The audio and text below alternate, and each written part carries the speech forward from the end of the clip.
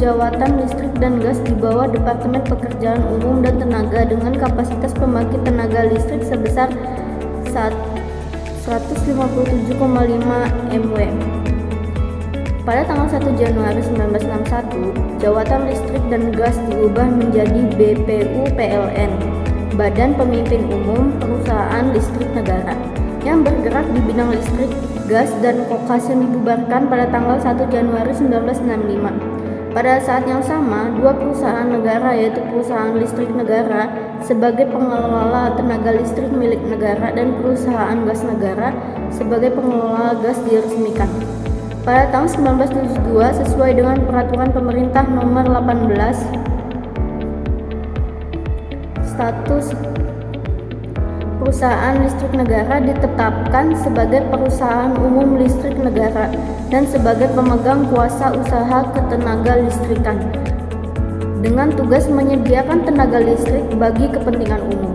Seiring dengan kebijakan pemerintah yang memberikan kesempatan kepada sektor swasta untuk bergerak dalam bisnis penyediaan listrik, maka sejak tahun 1994 status PLN beralih dari perusahaan umum menjadi perusahaan perseroan atau persero, dan juga sebagai PKUK dalam menyediakan listrik bagi kepentingan umum hingga sekarang. Selanjutnya ada visi, misi, dan tujuan perusahaan PLN. Pertama, visi PLN adalah menjadi perusahaan listrik terkemuka se-Asia Tenggara dan nomor 1 pilihan pelanggan untuk solusi energi. Misinya adalah menjalankan bisnis kelistrikan dan bidang lain yang terkait, berorientasi pada kepuasan pelanggan, anggota perusahaan, dan pemegang saham. Lalu ada menjadikan tenaga listrik sebagai media untuk meningkatkan kualitas kehidupan masyarakat. Yang ketiga, mengupayakan agar tenaga listrik menjadi pendorong kegiatan ekonomi, yang terakhir, menjalankan kegiatan usaha yang berwawasan lingkungan. Lalu adapun tujuan dari PT PLN adalah untuk menyelenggarakan usaha penyediaan tenaga listrik bagi kepentingan umum dan dalam jumlah dan mutu yang memadai, serta memupuk keuntungan dan melaksanakan penugasan pemerintah di bidang ketenaga listrikan dalam rangka menunjang pembangunan dengan menerapkan prinsip-prinsip perseroan terbatas. Selanjutnya ada tata nilai perusahaan. Tata nilai PLN adalah akhlak, AKHLAK, yang kepanjangan dari A. Amanah, memegang teguh kepercayaan yang diberikan. K. Itu kepanjangan dari kompeten, yang artinya terus belajar dan mengembangkan kapabilitas. Lalu ada H. Harmonis, artinya saling peduli dan menghargai perbedaan. Lalu ada L. Loyal, yang artinya berdedikasi dan mengutamakan kepentingan bangsa dan negara. Lalu ada A. Adaptif, terus berinovasi dan antusias dalam menggerakkan ataupun menghadapi perubahan. Lalu yang terakhir K. Kolaboratif, yang artinya membangun kerjasama yang sinergis. Lalu ada struktur organisasi PLN dapat ditentukan sebagai berikut. Yang pertama ada kantor pusat PLN. Kantor pusat adalah organisasi PLN tingkat pusat, di mana merupakan pusat dari penyelenggara bisnis PLN di seluruh Indonesia. Pada kantor pusat terdapat beberapa departemen dan divisi yang menunjang dalam proses bisnis PLN. Lalu selanjutnya ada unit induk dan pusat-pusat. Unit induk merupakan unit dari PLN sebagai kepanjangan tangan dari kantor pusat untuk pelayanan kelistrikan di PLN, serta merupakan lembaga di PLN sebagai penunjang fungsi kelistrikan PLN di wilayah. Selanjutnya ada unit pelaksana. Unit pelaksana adalah unit di bawah unit induk atau pusat-pusat sebagai pembagian wilayah pelayanan PLN ke dalam ruang lingkup yang lebih kecil agar pelayanan PLN bisa lebih terfokus dan langsung menyentuh pada masyarakat. Lalu yang terakhir ada unit layanan. Unit layanan adalah unit di bawah unit pelaksana dengan ruang lingkup pembagian dari wilayah unit pelaksana. Selanjutnya ada penganggaran dan keuangan PT PLN. Transformasi yang terus dilakukan PLN sukses membuat pendapatan usaha PLN meningkat sebesar 10,48% menjadi 487,38 triliun pada tahun 2023. Peningkatan pendapatan usaha tersebut menjadi penopang peningkatan laba PLN di bawah navigasi Direktur Utama PLN Darmawan Prasojo. PLN berhasil membukukan keuntungan tersebut dalam sejarah perseroan dengan meraih laba bersih sebesar 22,67 triliun rupiah pada tahun 2023. Sekaligus mencetak hat-trick rekor laba bersih selama 3 tahun berturut-turut sejak 2021.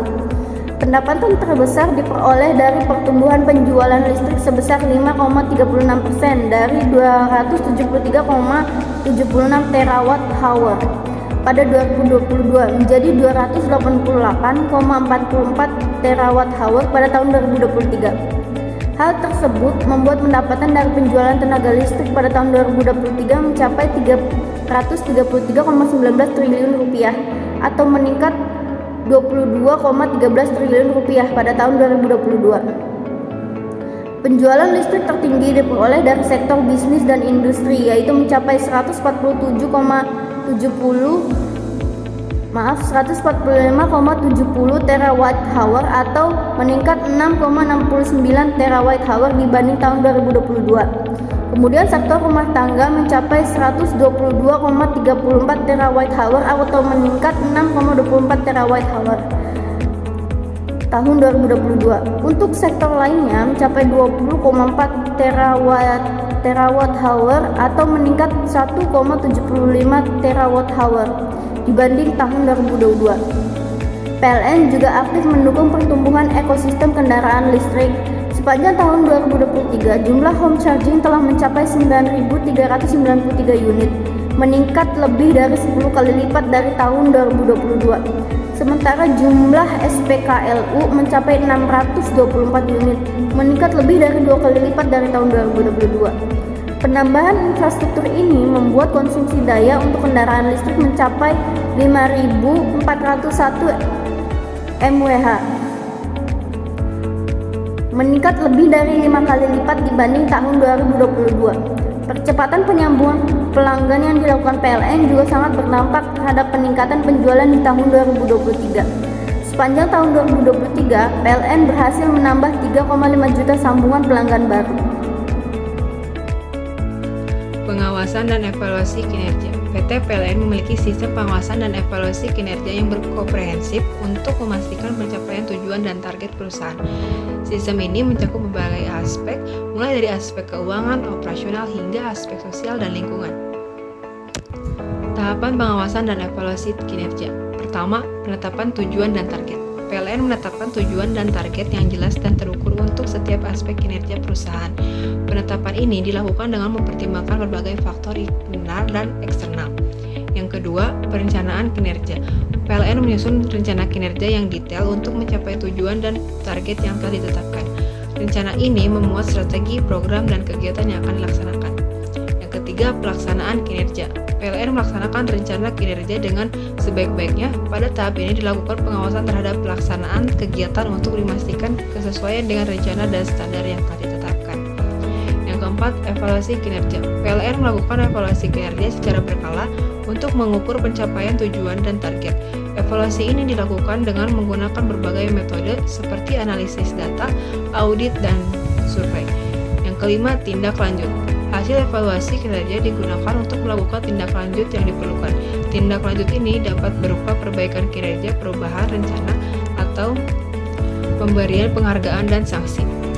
Kesimpulan, sistem pengendalian manajemen sangat krusial bagi PT PLN dalam mengelola dan mengendalikan berbagai aktivitas perusahaan. Sistem ini membantu dalam mencapai tujuan perusahaan secara efektif dan efisien. Komponen utama dari sistem pengendalian manajemen di PT PLN mencakup perencanaan, pengendalian, pengukuran kinerja, evaluasi, dan peninjauan. Masing-masing komponen ini saling mendukung untuk memastikan perusahaan berjalan sesuai dengan rencana yang telah ditetapkan. Kemudian saran. Adapun sarannya yaitu sebagai berikut. PT PLN sebaiknya terus mengembangkan dan menyempurnakan sistem pengendalian manajemen agar tetap relevan dan mampu menghadapi tantangan bisnis di masa depan. Yang kedua, melakukan pelatihan berkelanjutan bagi karyawan untuk meningkatkan pemahaman dan keterampilan mereka dalam menggunakan sistem pengendalian manajemen. Yang ketiga, meningkatkan penggunaan teknologi informasi dan komunikasi dalam sistem pengendalian manajemen untuk meningkatkan efisiensi dan akurasi dalam pelaksanaan dan evaluasi kinerja.